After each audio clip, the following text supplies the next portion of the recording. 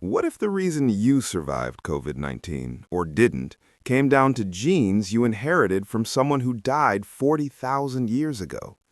Right now, between 1 and 4% of your DNA is Neanderthal, and those aren't junk genes sitting idle in your cells. They're the active code that determines whether you fight off viruses effectively, whether you feel pain intensely, whether you sleep deeply, whether your immune system attacks the right targets. And here's the part that should terrify you. We spent 150 years calling them stupid, primitive, evolutionary failures, building an entire mythology that they were brutish cavemen who couldn't compete with superior Homo sapiens.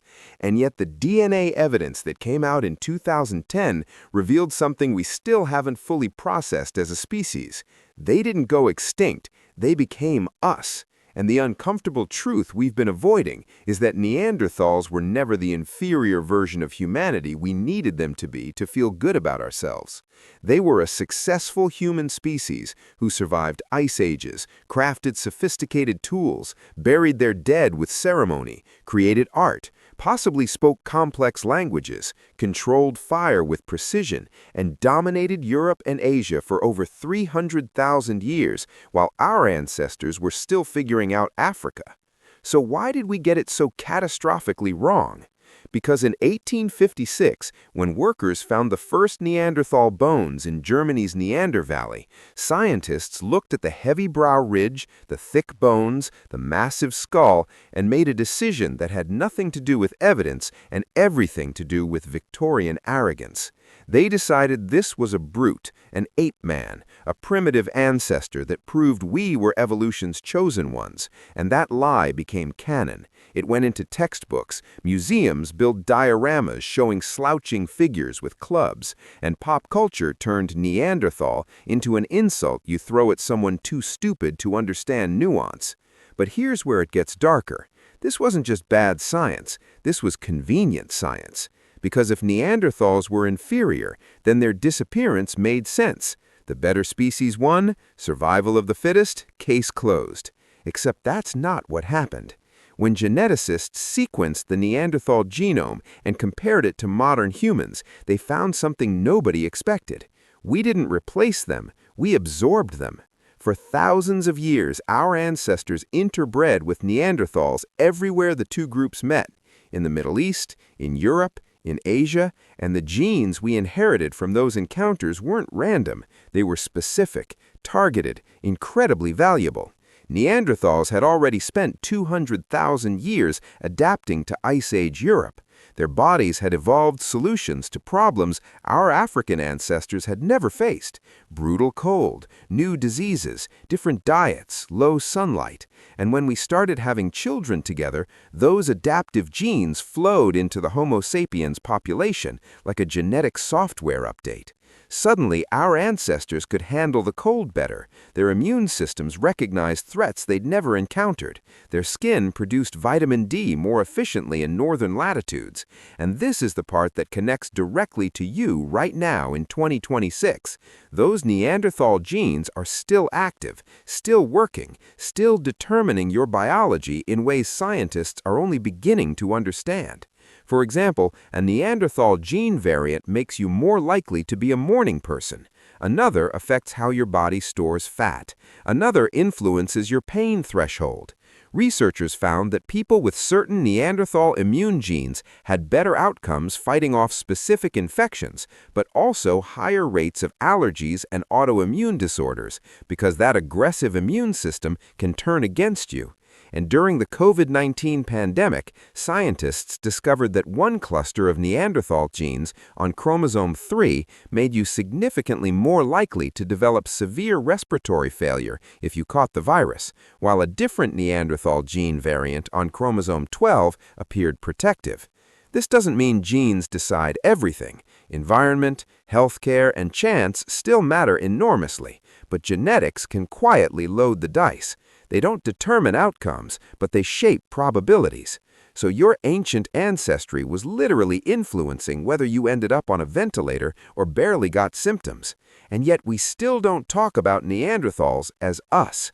We talk about them, as if they're some separate failed experiment, instead of recognizing that they're woven into the fabric of most people on Earth right now. So let's go back to the beginning and trace how we got this so wrong, and more importantly, what the truth reveals about human nature, bias, and the stories we tell ourselves to maintain comfortable illusions. To understand why this lie lasted 150 years, we have to start with a moment science wasn't ready for the truth. When that first skeleton emerged from a limestone cave in 1856, Charles Darwin hadn't even published On the Origin of Species yet. Evolution was a radical idea. The notion that humans came from anything other than divine creation was scandalous, and here was a skeleton that looked human, but different, massive, thick-boned, with a skull that seemed to suggest something between ape and man. The first scientist to examine it, Johann Carl Fuhlrott, recognized it as ancient and human-like, but when he presented it to the scientific community, they rejected the implications. Some claimed it was a deformed human. Others said it was a Cossack soldier who died during the Napoleonic Wars and crawled into a cave. One prominent pathologist named Rudolf Virchow examined the bones and declared them pathological, the product of rickets and arthritis, nothing more than a diseased modern human. And this dismissal wasn't scientific caution, it was ideological resistance, because accepting that this was a different kind of human meant accepting that humanity had a history, a deep history, that we weren't specially created in our current form, but evolved from something else. And in 1856, that was too much for most people to handle. But as more skeletons turned up across Europe, in Belgium's Engis caves, in Gibraltar's Forbes quarry, in France's La Chapelle-aux-Saints, the evidence became undeniable. These weren't isolated deformities, this was a pattern, a population, a whole different branch of humanity that had lived and died across an entire continent for hundreds of thousands of years. And so the question shifted from "are they real?" to "what were they?" And the answer that emerged, slowly and through the lens of 19th century prejudice, was that they were our inferior predecessors, the missing link between apes and civilized humans.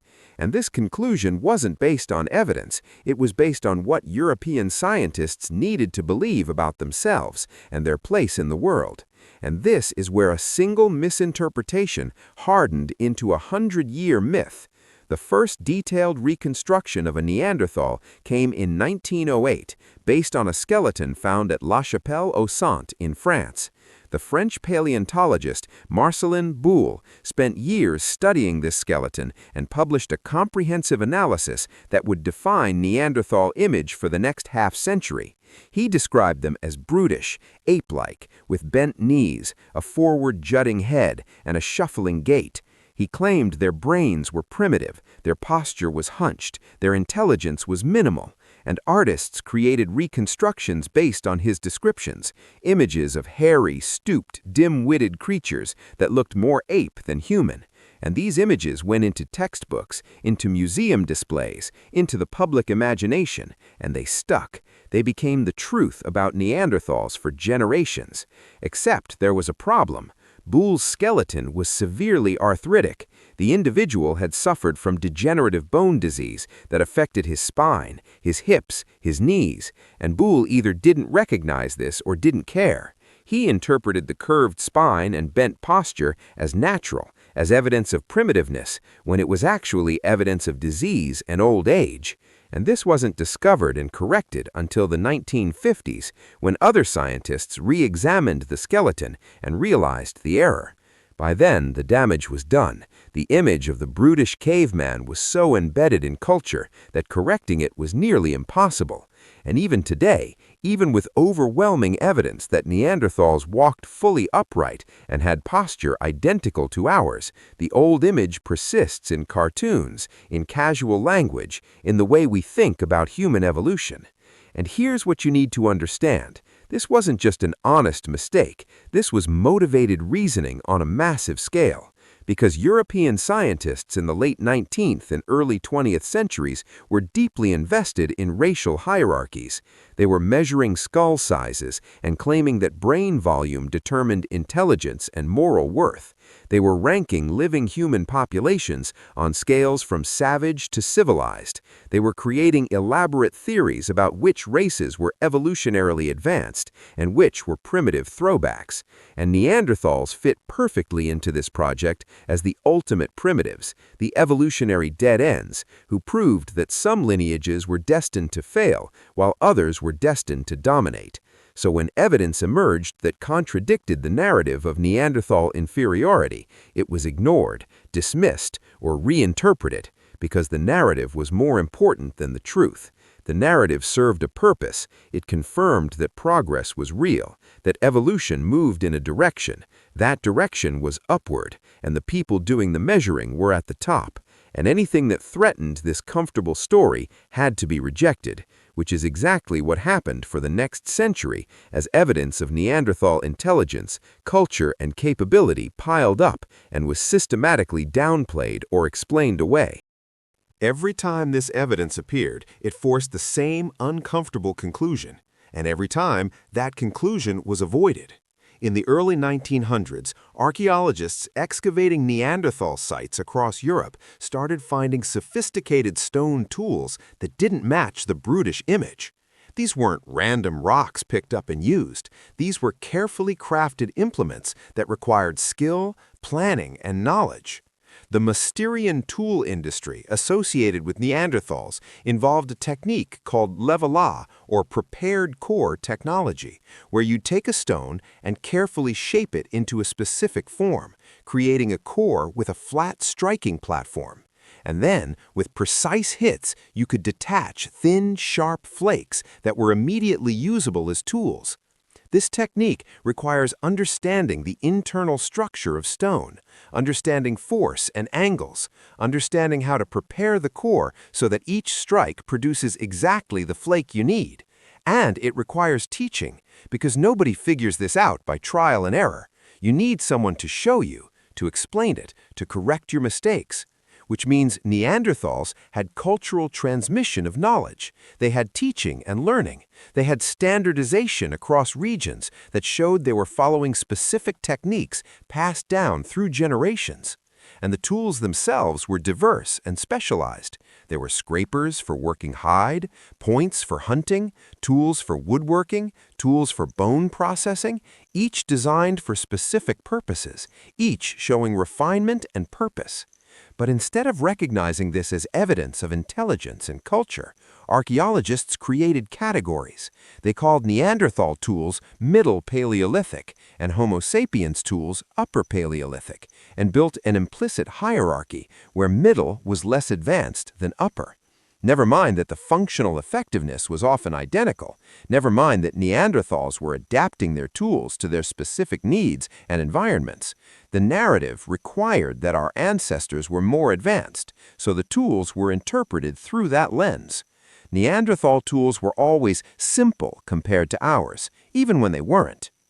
Then, researchers started finding evidence of Neanderthal hunting strategies, and this should have changed everything, because hunting large Ice Age megafauna isn't something you do by accident or instinct. Neanderthals were taking down woolly mammoths that weighed 6 tons, woolly rhinoceros, steppe bison, giant elk, and they were doing it with thrusting spears rather than thrown projectiles, which meant they had to get close, within striking distance of animals that could kill them with a single swipe. And they were doing this regularly, successfully, for hundreds of thousands of years, which requires coordination, communication, tactical planning, and incredible bravery. You can't just charge at a mammoth individually and hope for the best. You need a plan. You need people in specific roles. You need backup strategies for when things go wrong. You need some way to communicate in the moment, to adjust the plan as the animal reacts. And the evidence shows they were doing exactly this. Kill sites show patterns of coordinated attack, strategic positioning, targeting of specific weak points. and they were processing these kills efficiently, butchering massive animals, extracting meat, marrow, fat, hides, everything useful, and doing it in ways that show deep knowledge of animal anatomy and resourcefulness. This isn't primitive behavior, this is sophisticated hunting that requires intelligence, planning, and culture. But because it didn't fit the narrative of Neanderthal inferiority, it was explained away as brutish and risky, as evidence that they weren't smart enough to develop projectile weapons like we did, when the reality is they had a hunting strategy that worked for their environment and their needs, and it worked for 300,000 years, which is far longer than modern humans have existed. The evidence of Neanderthal symbolic behavior and culture kept accumulating through the 20th century, and each discovery should have forced a re-evaluation, but instead it was met with skepticism and demands for extraordinary proof. In the 1950s, archaeologists found deliberate Neanderthal burials at sites across Europe and the Middle East. These weren't bodies that had been left where they fell or covered by natural processes. These were intentional graves, dug into the ground, with bodies carefully positioned, and in some cases with objects placed alongside them. At Shanidar Cave in Iraq, researchers found a Neanderthal burial that appeared to have been covered with flowers based on pollen analysis showing concentrations of specific flowering plants around the skeleton.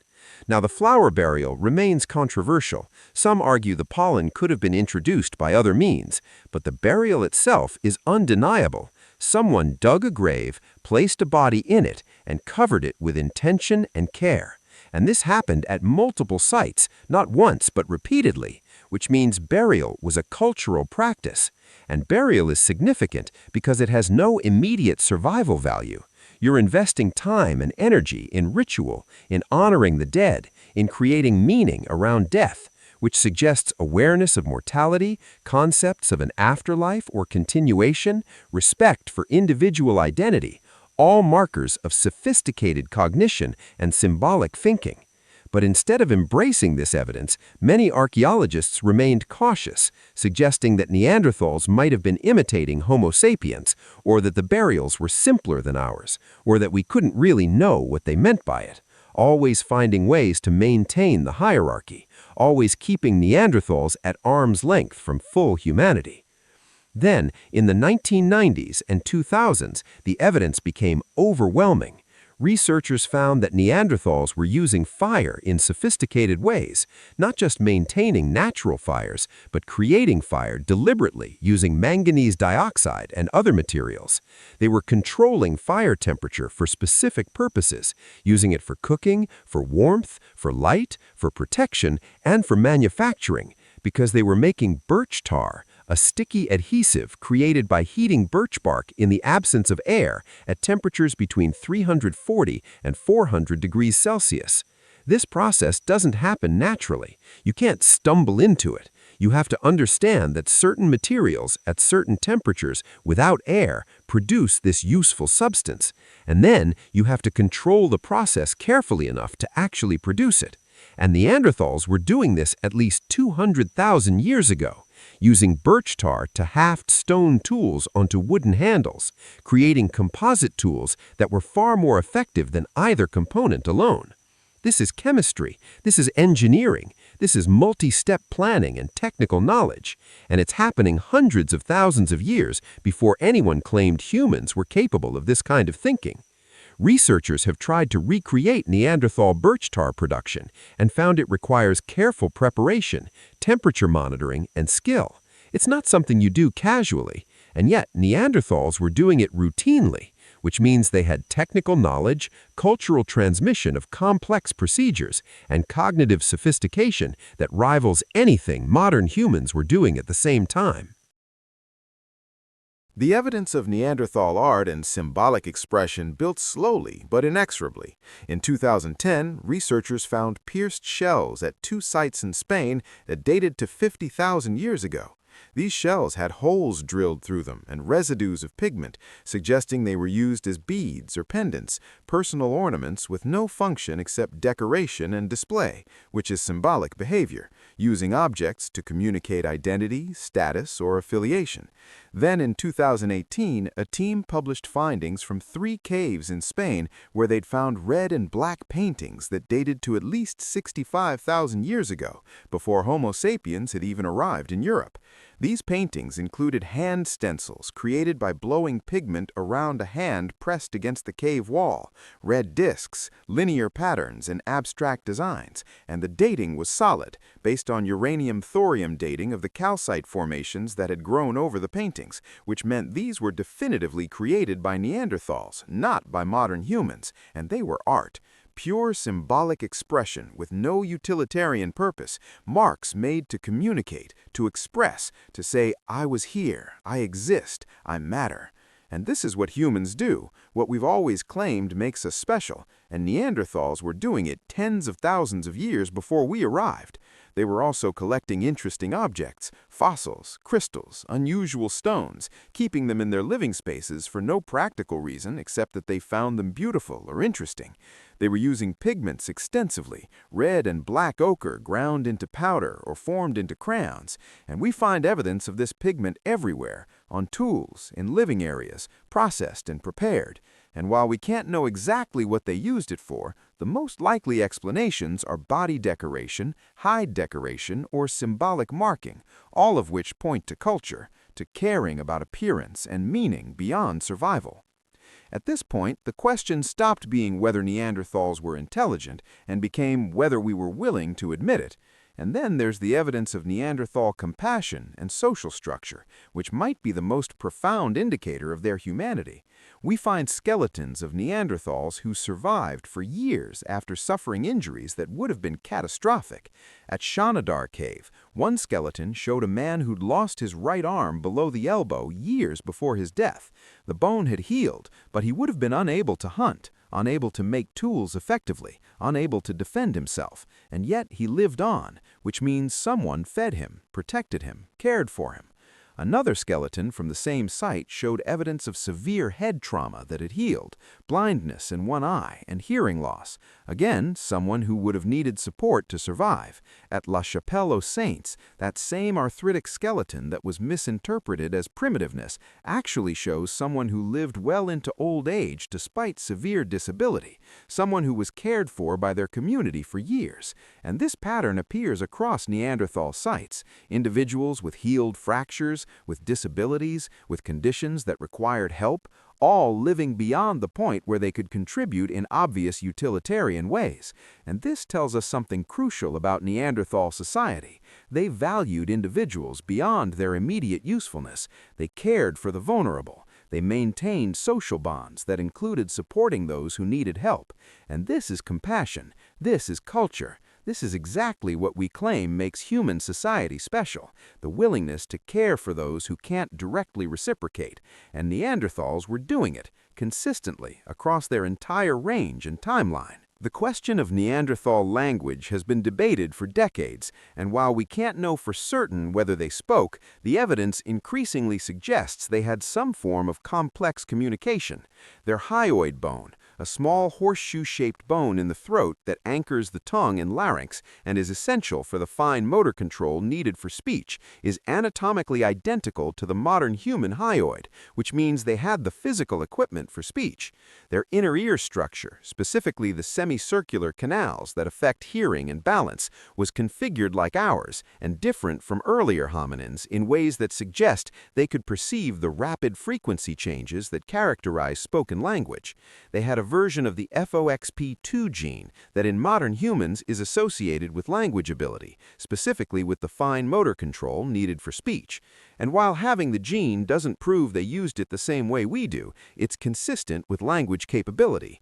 And then there's the functional argument. Everything we know they were doing, coordinating complex hunts, teaching sophisticated tool-making techniques, caring for disabled individuals who would need to communicate their needs, maintaining cultural traditions across generations, conducting burials with apparent ritual significance. All of this is vastly easier with language, possible perhaps with very sophisticated gesture and demonstration, but language makes it efficient, reliable, and expandable. And given that they had the anatomy, the genes, and the cognitive demands that would benefit from language, the simplest explanation is that they spoke, maybe not exactly like we do, maybe with different phonetics or structure, but some form of complex, flexible, meaningful communication that went beyond simple calls or gestures. So by 2010, before the genome was even sequenced, the archaeological evidence was already clear to anyone willing to look at it objectively. Neanderthals were intelligent, cultural, sophisticated humans who'd successfully dominated Europe and Asia for 300,000 years. But the old narrative was so embedded, the image of the brutish caveman was so persistent, that even many archaeologists were reluctant to fully embrace the implications. They'd use hedging language, saying Neanderthals were capable of symbolic thought rather than created art, or that they may have had language rather than almost certainly spoke, always maintaining distance, always keeping them separate from full humanity. And then the genetic bomb dropped, and everything changed, or at least everything should have changed. In 2010, Svante Pääbo's team at the Max Planck Institute published the first draft sequence of the Neanderthal genome, extracted from bones found in Vindiga Cave in Croatia, bones that were between 38,000 and 44,000 years old. Ancient DNA is incredibly difficult to work with. It's fragmented, degraded, contaminated with modern DNA and bacterial DNA. But the team had developed techniques to identify and sequence genuine Neanderthal DNA fragments, and they compared this ancient genome to modern human genomes from populations across the world, from Africa, Europe, Asia, and the Americas. And what they found was unambiguous and shocking to many people. Modern humans of non-African descent carried Neanderthal DNA. Between 1% and 4% of their total genome came from Neanderthals, while people of purely African descent carried essentially none. And this pattern made perfect sense given what we knew about human migration. Homo sapiens evolved in Africa around 300,000 years ago, and then groups began migrating out of Africa in waves, starting around 70,000 to 100,000 years ago.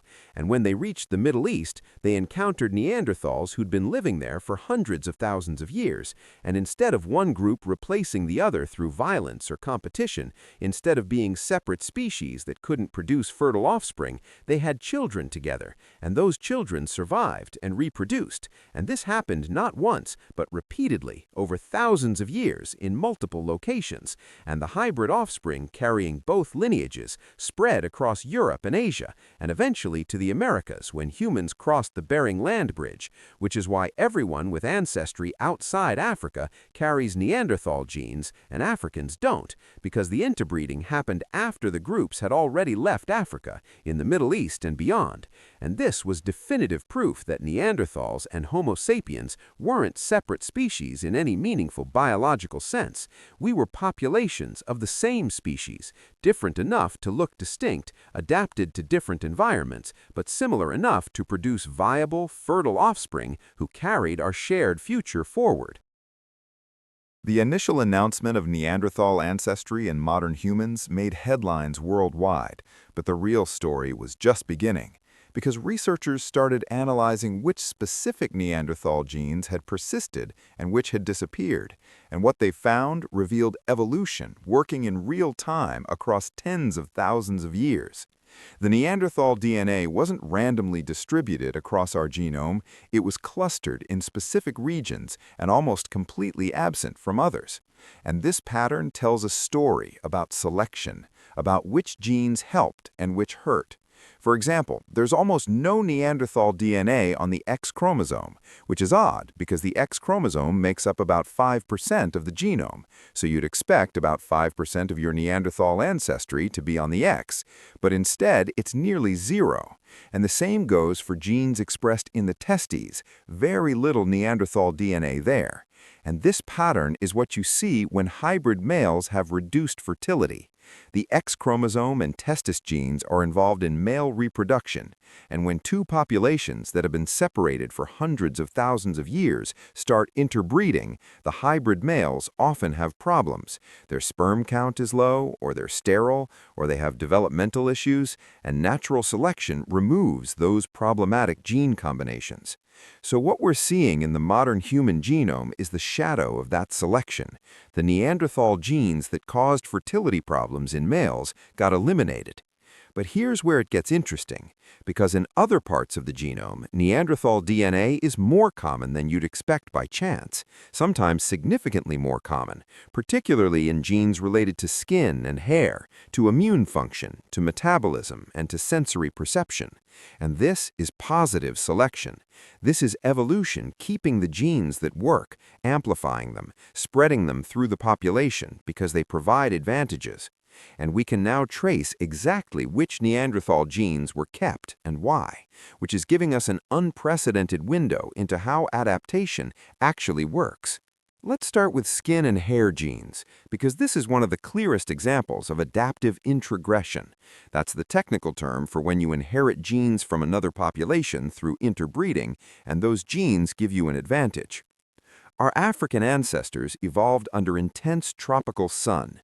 Their skin was dark, heavily melanated to protect against UV radiation, and that's great in Africa. But when humans moved to Ice Age Europe and Asia, they faced a problem. Northern latitudes have much less sunlight, especially in winter, and you need sunlight to produce vitamin D, which is essential for bone health, immune function, calcium absorption, and a dozen other critical processes. And dark skin blocks the limited UV radiation available at high latitudes, making it harder to produce enough vitamin D. So populations that stayed in the north evolved lighter skin that allows more UV penetration and more efficient vitamin D synthesis. But evolution through random mutation is slow. It takes thousands of generations to accumulate the right mutations and spread them through a population, unless you can borrow them from someone who's already solved the problem. And that's exactly what happened. Neanderthals had lived in Europe for 200,000 years.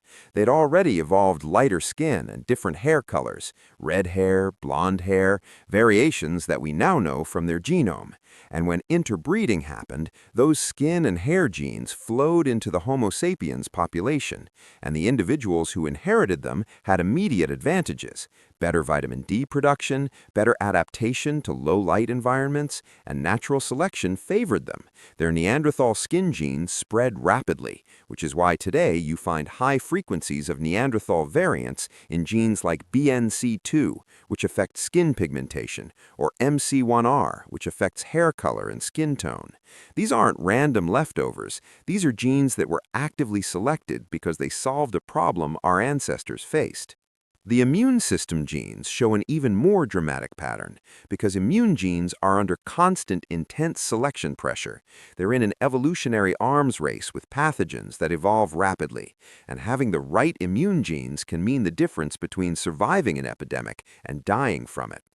Our African ancestors had immune systems calibrated to African pathogens, to the specific bacteria, viruses, and parasites they encountered in tropical environments. But when they moved to Europe and Asia, they met completely new diseases, pathogens that Neanderthals had been dealing with for hundreds of thousands of years. And the Neanderthal immune systems had adapted. They'd evolved recognition systems for these threats, response mechanisms that were fast and effective. And when interbreeding happened, those immune genes were incredibly valuable.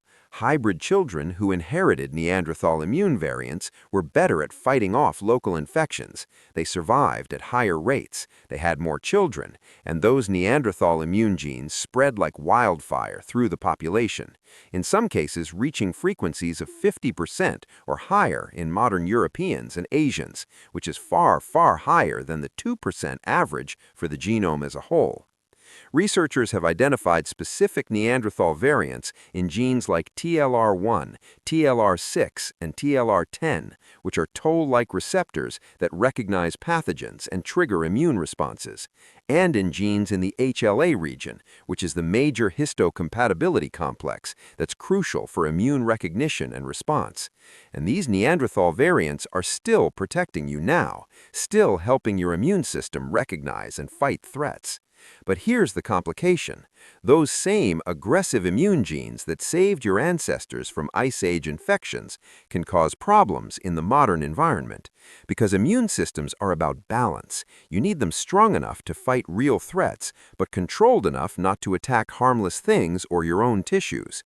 And Neanderthal immune systems evolved for different pathogen exposures, different environmental triggers, different circumstances than what we face today. And in our modern context, with different hygiene, different diseases, different diets, and different chemical exposures, those immune genes can be overly reactive. Researchers have linked specific Neanderthal immune variants to increased risk of allergies, where your immune system attacks harmless pollen or food proteins, to Crohn's disease and ulcerative colitis, where your immune system attacks your digestive tract, to increased inflammation generally, which contributes to cardiovascular disease, type 2 diabetes, and other chronic conditions. So the same genes that gave your ancestors a survival advantage 40,000 years ago can increase your disease risk today. And that's evolution. That's the trade-off. Genes aren't good or bad in absolute terms. They're adaptive or maladaptive depending on the environment. And what worked in Ice Age Europe doesn't necessarily work in modern urban environments with processed foods, pollution, and different pathogen exposures. The metabolic genes show similar patterns. Neanderthals evolved in Ice Age conditions with seasonal scarcity and extreme cold, which shaped genes affecting fat storage, energy metabolism, and temperature regulation. And when our ancestors inherited these genes through interbreeding, some provided advantages for surviving in harsh northern climates. But in modern environments with constant food availability and sedentary lifestyles, those same thrifty genes can contribute to obesity and metabolic disorders. Researchers have found Neanderthal variants in genes affecting appetite, fat distribution, and insulin response, and some are associated with increased disease risk today, not because the genes are defective, but because the environment has changed faster than evolution can adapt. And then COVID-19 hit, and suddenly this abstract discussion about ancient genetics became immediate and personal. Because in 2020, researchers led by Hugo Zeeberg and Svante Pabo discovered that a cluster of genes on chromosome 3, inherited from Neanderthals, significantly increased the risk of severe COVID. This gene cluster includes 6 genes involved in immune response and inflammation, and people who carried one copy of the Neanderthal variant were about twice as likely to need hospitalization if they caught COVID, and people who carried 2 copies were about 3 times as likely. And this variant isn't rare. It's present in about 16% of Europeans, about 50% of South Asians, about 63% of Bangladeshis specifically, and it's almost completely absent in East Asians and Africans. And this helped explain some of the geographic variation in COVID severity that epidemiologists puzzled. Why some populations were hit harder, even after controlling for age, health status, and healthcare access. Part of the answer was ancient DNA, Neanderthal genes affecting immune response to a virus that emerged in 2019, your 80,000-year-old ancestry determining your outcome in a modern pandemic.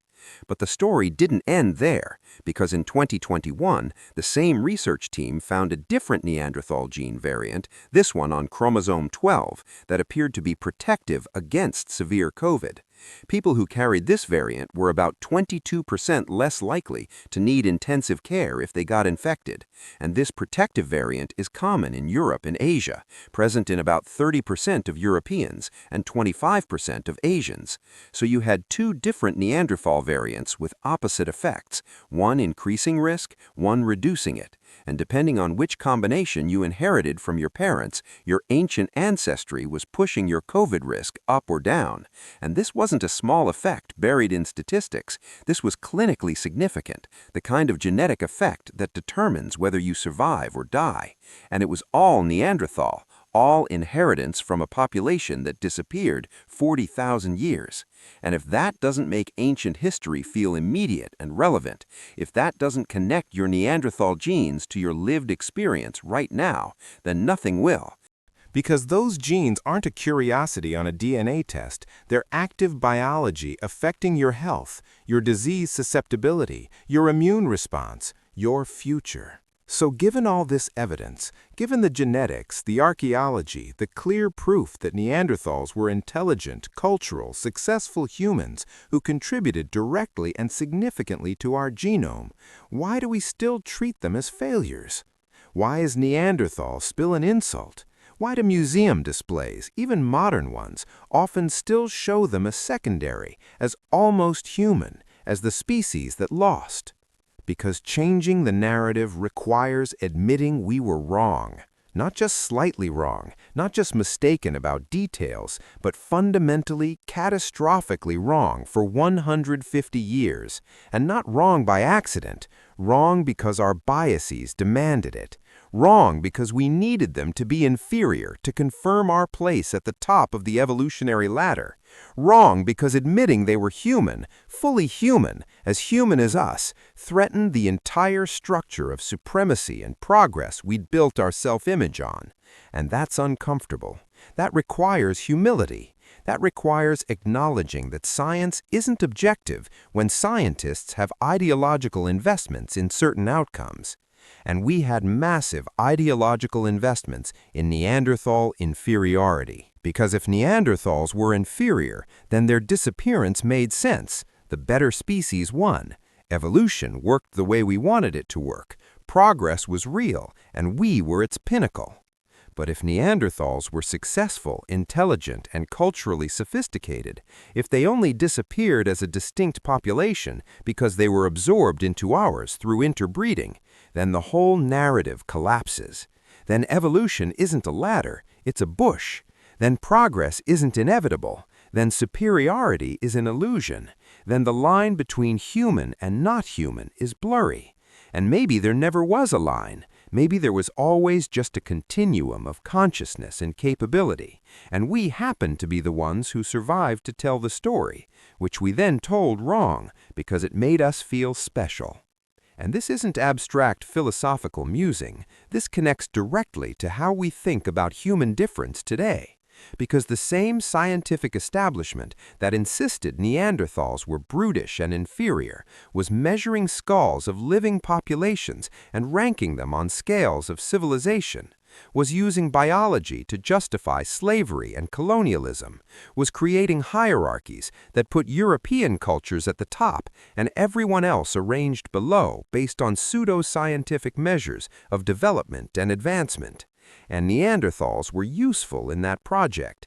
They were the proof of concept, the ultimate primitives who lost to superior stock. And their story was used to justify contemporary hierarchies, to suggest that some groups were destined to succeed and others to fail, that this was natural, evolutionary, inevitable. So when we resist updating the Neanderthal story, when we cling to old images despite overwhelming evidence, we're not just being stubborn about paleontology, we're protecting a worldview that needs clear winners and losers, superior and inferior, us and them. And letting go of that worldview is hard, it's threatening. It means rethinking everything we assume about progress, about human nature, about what makes us special. And that's why the Neanderthal truth is still controversial, still resisted, still downplayed, even though the evidence is overwhelming and undeniable. But you can't maintain the old story anymore. The genetics won't allow it. The archaeology won't support it. Neanderthals were human. We absorbed them. Their genes are in you right now, affecting your biology. Their intelligence and culture were real. Their success lasted hundreds of thousands of years, and their disappearance as a distinct population wasn't failure. It was absorption into a larger population that carried their legacy forward. You are the evidence that Neanderthals succeeded. You are proof that mixture and adaptation are more powerful evolutionary strategies than purity and replacement. You are walking testimony to a human story far more complex and beautiful than the simple narrative of linear progress we've been telling. And maybe if we really absorbed that lesson, if we internalized what the Neanderthal evidence is teaching us, we'd approach human difference with more humility and less certainty. We'd recognize that populations have always mixed, that diversity creates resilience, that there is no pure lineage and never was, that we're all hybrids carrying genes from multiple sources, and that's not a contamination to overcome. That's the reason we're here. That's the secret of human success across the entire planet. Adaptation through mixture, learning from others, taking the best solutions wherever we found them, and creating something new that's stronger than what came before.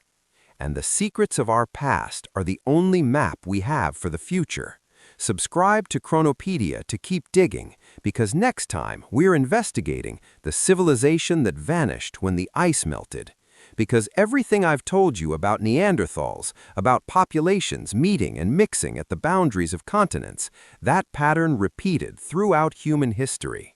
And one of the most dramatic examples happened at the end of the last ice age, when glaciers that had covered half the northern hemisphere for 100,000 years suddenly began to melt. Sea levels rose by 400 feet in just a few thousand years, and maps that had been stable for 10,000 years became useless in a single lifetime. Coastlines that had been home to thriving communities vanished under the waves. Entire civilizations, populations that had built cities, developed agriculture, created sophisticated cultures, all drowned in the space of a few generations, taking their knowledge, their innovations, their stories with them. And we're only now beginning to find evidence of what we lost, because everything they built is under 400 feet of ocean, waiting in the dark. And what their disappearance teaches us about climate change, about what happens when the environment you've adapted to for thousands of years suddenly transforms, about which populations survive radical change and which don't. That's the next story, and I'll see you there.